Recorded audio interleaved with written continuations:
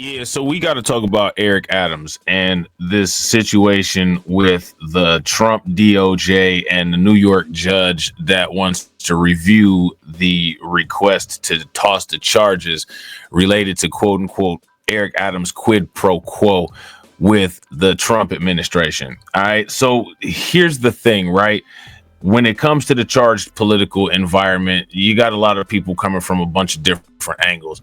You got people that just, are anti-Democrat. You got a bunch of people that are just anti-Eric Adams. You got a bunch of people that are anti-black male, all right, which largely is a disappointing majority of people. And there's a lot of people that really just want to see Eric Adams go down. Now, despite the fact that Eric Adams may not be on the right side of politics every single time, wanting somebody to go down for 40 years, just because you don't like them, is a little bit extreme. But, we shouldn't be surprised when we're dealing with people who operate outside of reality and their expectations of extremism. We see this all the time. So if we take a chronological look factually at what happened with Eric Adams, for the most part, if you pay attention, a lot of the issues that Eric Adams had resulted after he was rejected funding after multiple encounters, multiple visits to the Biden administration. On the last one, if I'm not mistaken, that's when his staffers started getting raided by the FBI. As a result, and I think actually this took place before, somebody correct me if I'm wrong, Eric Adams had the memorable town hall where he made the statement that this migrant crisis is not sustainable, and if it's not dealt with appropriately, it's going to destroy the city of New York. If you recall, the New York Times, the Washington Post, all of these news media outlets, they all came with articles slamming Eric Adams, saying that he was anti-migrant and all of this. Now, mind you, Eric Adams is the same guy that called himself the Biden of Brooklyn, and he's the same guy that advocated for all of this funding for the migrants, right?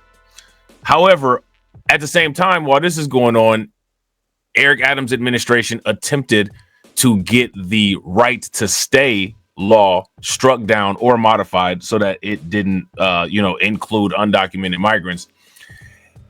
And, for the most part, he started to say this is a bad deal. You know what I'm saying? With the lack of funding that the Biden administration is giving us, we're not able to do this. So we can't do it anymore, right? For the most part, when it comes to the liberal city mayors, Brandon Johnson and Mike Johnston over in Colorado, Eric Adams, for the most part, he's the one that's been the most verbal about how it's unsustainable. And if he's not getting the proper backing, for the most part, he's not with, right? Now, here's the thing, right? When it comes to people watching this stuff and when it comes to people paying attention to this stuff, when somebody is doing something that people don't like, everybody has everything to say about them doing what it is that they don't like.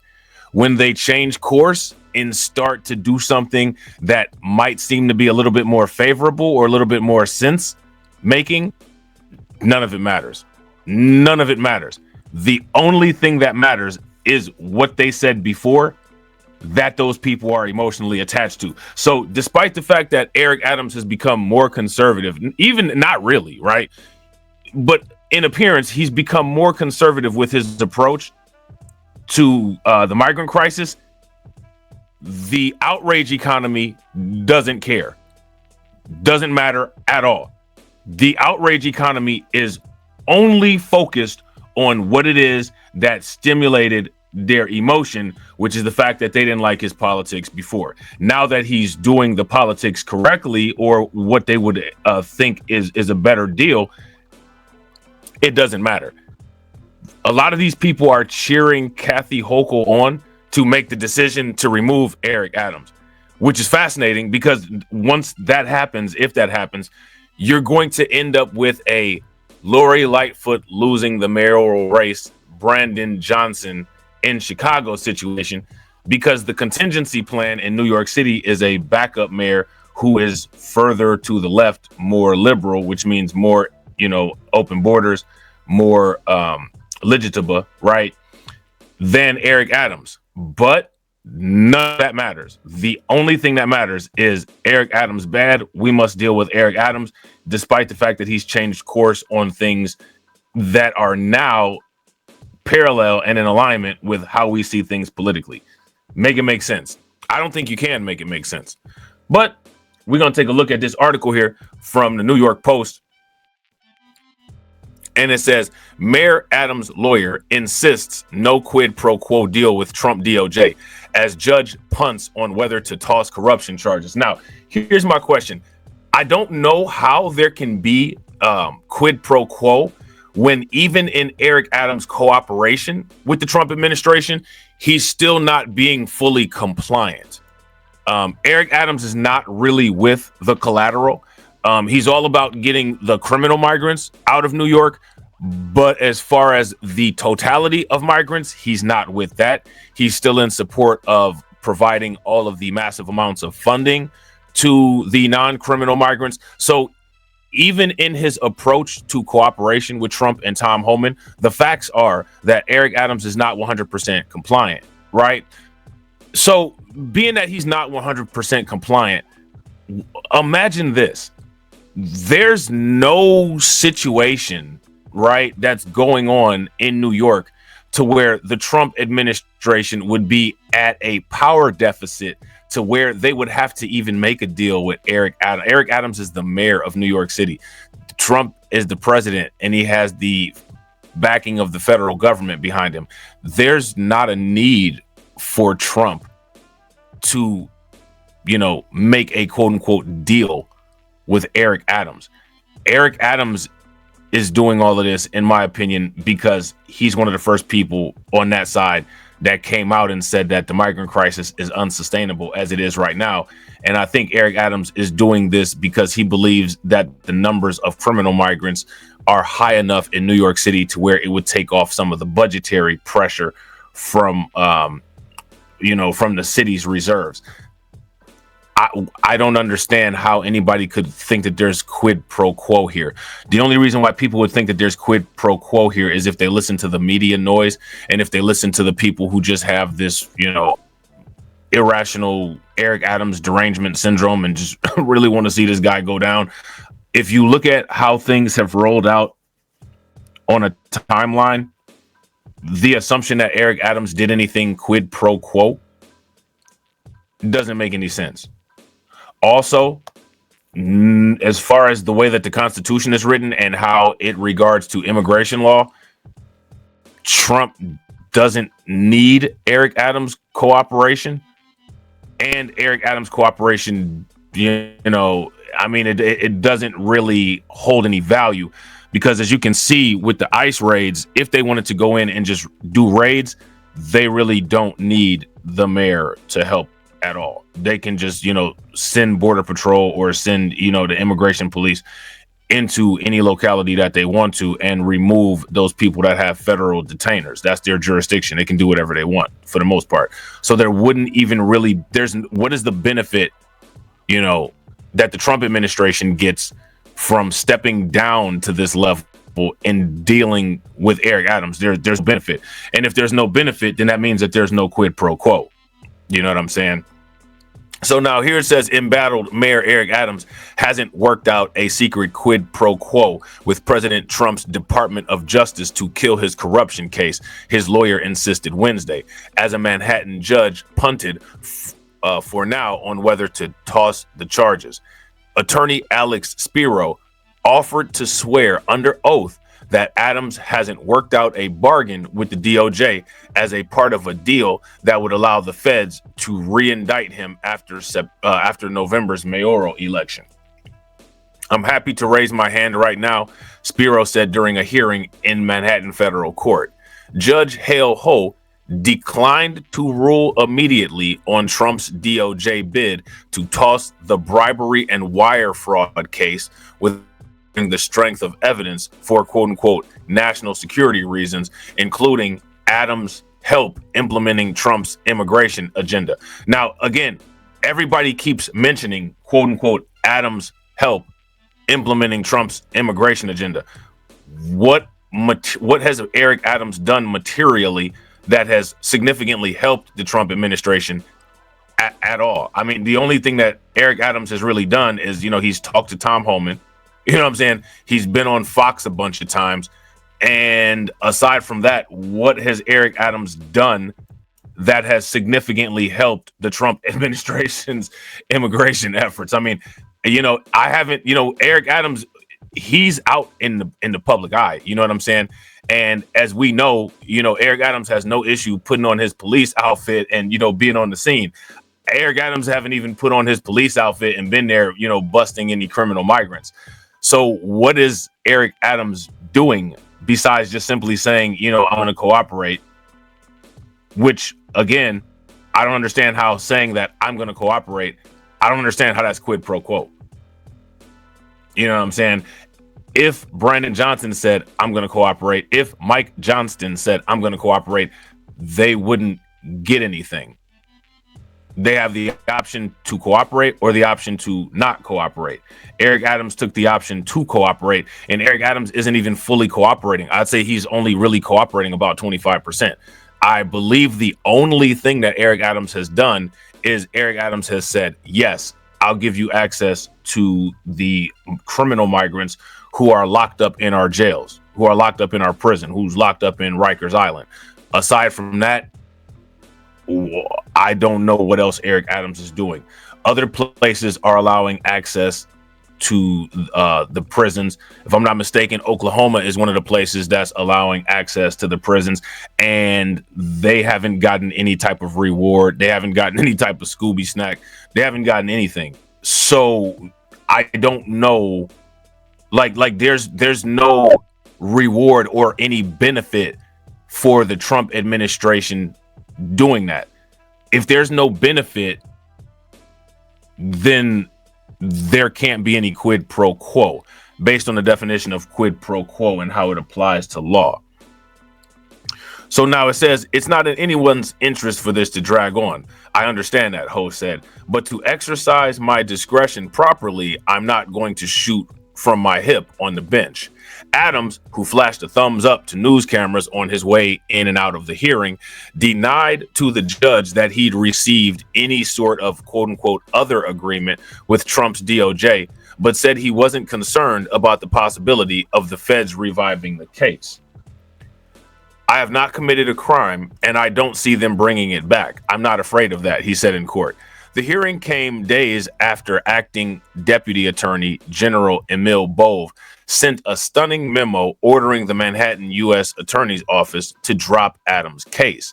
But instead of obeying, then acting office head Danielle Sassoon resigned in protest and alleged that Adams and the Trump-appointed DOJ officials agreed to a quid pro quo in which the mayor conditioned his support for Trump's immigration plans on his case being dropped. And again, Trump can still implement these immigration plans without the case being dropped. As a matter of fact, they could have expedited the case, got Trump's DOJ on it, got Eric Adams out of the mayor position, and then just sent in the troops like the Gestapo. But, they didn't do that.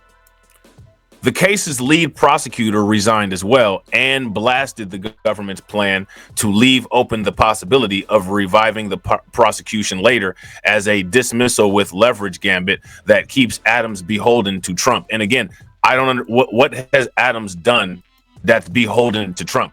Honestly, I haven't really seen Adams say anything other than, it's not really the best idea to go around calling people the mustache guy.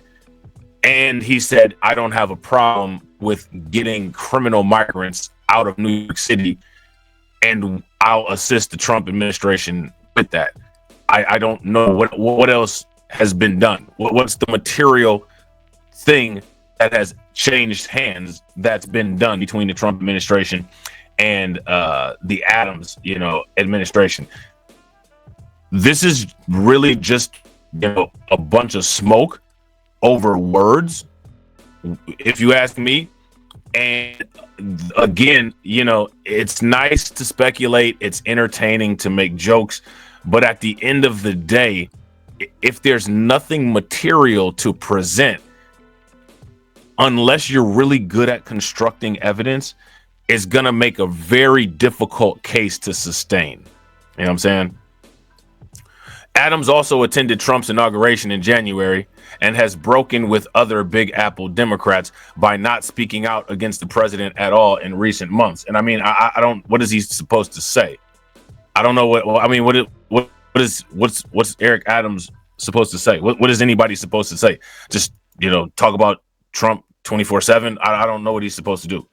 You know what I'm saying? You really kind of talk about things or talk about people if they do something, monumental, that's monumentally good or monumentally bad. Adams, comments and commentary in regards to Trump just show that he favors how Trump plans to deal with the migrant crisis and how it affects New York positively, right? More so than the way that Biden dealt with it. Now, this could be multiple things, right? If they're getting rid of criminal migrants in New York City, that's also going to affect the crime rate. The idea is that more than likely that would decrease the crime rate if you're getting rid of criminals.